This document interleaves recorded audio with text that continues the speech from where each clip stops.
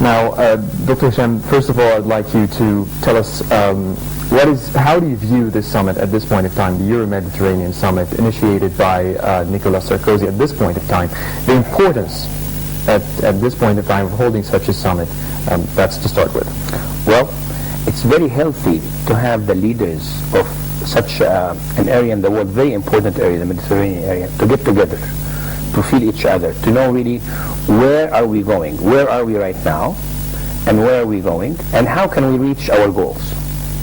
It's so important to put them together. There's many disagreements in the region, of course, between Israel and Syria, between Lebanon and Syria, between Palestinian and Israelis, so the area really is full of anger, full of showing that they are shaking hands, but again the results is not what we are expecting. It's not even 1%. I was just discussing with some people yesterday that no matter how many summits we had in Sharm el-Sheikh, for example, regarding the peace agreement, the result is not what we wanted.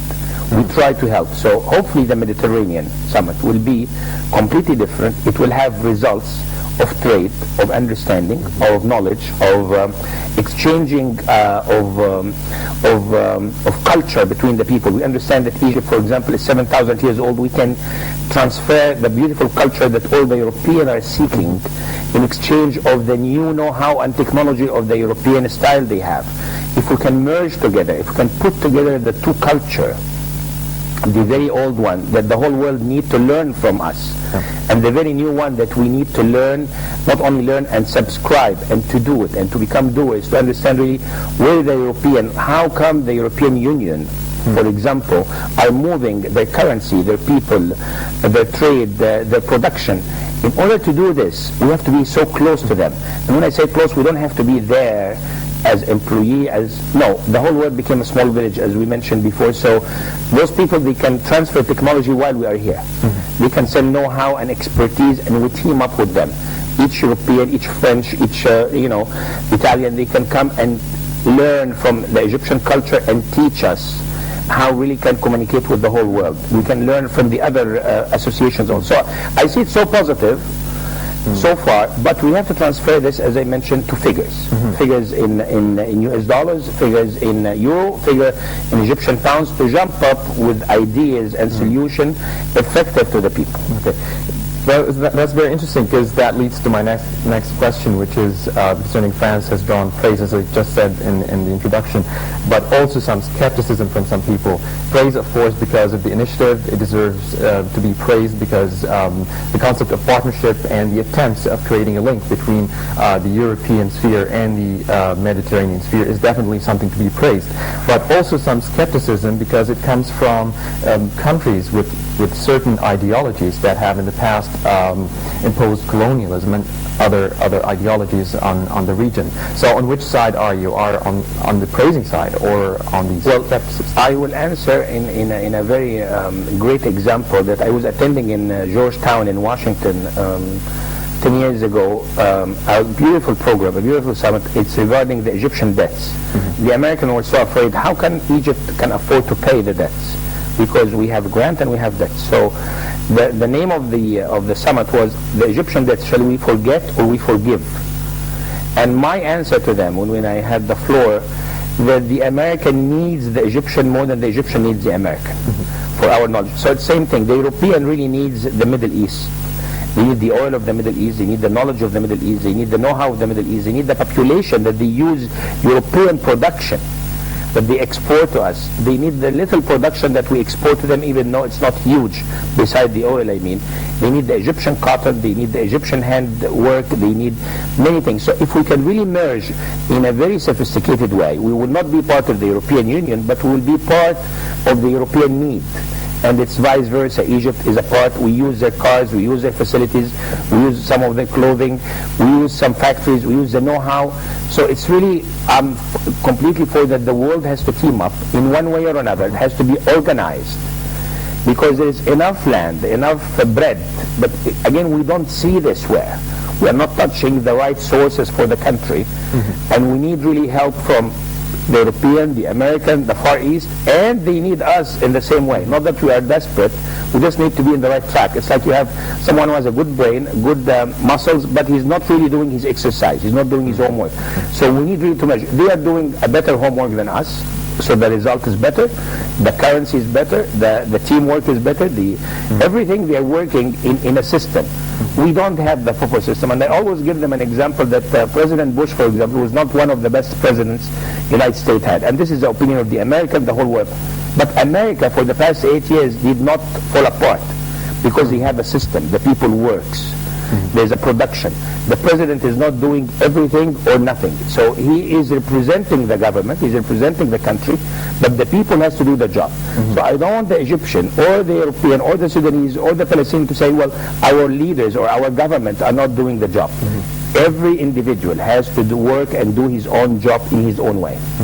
It's interesting that you mentioned the United States, and you are the chairman of the Egyptian American Business Association. Yes. Now, probably you can tell me more about the U.S. position from such a summit. Now, the U.S. has been for a long time a key player in developing the region, in mediating between political differences in the region as well. Do they view this summit and probably European-Mediterranean partnership as a conflict of interest? Do they somehow oppose the entering of a new player, which is the European player in the process? People have a very wrong idea about the United States, that they have influence in everything. The United States has a blessing of everything unless it hurts their national, or it hurts their people or stuff like this, like what's happening in Iraq. United States are very interested to have a peaceful Iraq, but without hurting the American. Number one, in Obama's campaign, he's saying, I will not have any American killed anymore. So the United States, if they see a summit, Mediterranean summit going like this, they have no right to really stop it, or they have no right to bless it, as long as it's not hurting the national security of the United States of America. So it's not hurting them, so they would like. And they have a very famous saying in the States and in China and all those leading countries: if you have a smart and hard-working enemy, much better than a stupid, I don't want to say the word enemy, that he is fighting without knowing how. So they would like really to have the teamwork between Europe, and they're all the way for the European Union. They are teaming up with Sarkozy, has a great relationship with the States. So whatever he's doing and helping his countries and the region, and giving them the know-how and the knowledge, and they will really go for it completely. So I heard George Bush is giving the bless of this, and the government and the foreign minister and the secretary of the state, everybody's satisfied so far with it. So you think there can be sort of they can couple up together and be on the same track? Because now if United States need, for example, to communicate with Egypt, and Europe is much closer, and we have agreement with France, it's exactly like uniting all the airlines. If I'm flying from here to the United States, I don't have to take Air France. I can take directly whatever airline non-stop. So it's the same thing. So the United States can deal with one of the Mediterranean country, like France, it's close to them, a European, with the same understanding of dealing with Egypt, which is a great thing. And it's vice versa. If we need to communicate with the United States, we can always go to France or Italy, and we have conclusion to reach what we really want. Now, I'd like to learn more from you about the prospect of benefit that Egypt can get out of this summit. What can Egypt get out of this partnership? Well, we have to understand that Egypt, and I said this so many times, became boring for some of the people, Egypt lives only at 6% of the size of Egypt. So we have 94% undeveloped. Of course, it's not all available to be developed, but there's a huge part of this can be developed, slowly but surely. We have to have a master plan. I said this so many times. A master plan to be done with one of the international company, and we invite real investors through this Mediterranean in a joint venture. Again, Egypt doesn't need money as much need know-how for production, for food, for agriculture, for all the above. If we have really using 1% of the size of Egypt every couple of years, I wouldn't say every year, to develop it proper between European companies, between American companies, between Far Eastern companies, and we have to team up with this, and each one will hire Egyptian to help him over here, each one will bring investors from abroad, each one will export the product, each one will pay taxes for the government of Egypt, each one will develop and he will build next door. So you will see it, a movement, an intifada of movement happening in Egypt, and that's what we really need, slowly but surely. And then this is what China is doing. They had some shacks and they start to build high rises. How did they do this? Again, they are changing 10 shacks for a huge building, but they're not changing everything overnight because they don't have the magic stick, but they do it slowly but surely. That's what we really need in the very near future. Now, I would like to go more specific than Egypt. I would like to go down to non-governmental organizations such as yours. How can you benefit from this? Could it provide a venue, for instance, for business leaders or businessmen to meet and discuss the prospects of business ventures or projects in on each side? Well, putting Egypt in the right track and in the right map. And again, we are not talking about going to sell Egypt abroad. We need really a beautiful system, a solid system, an honest, straight, open to the whole world to invite the investors.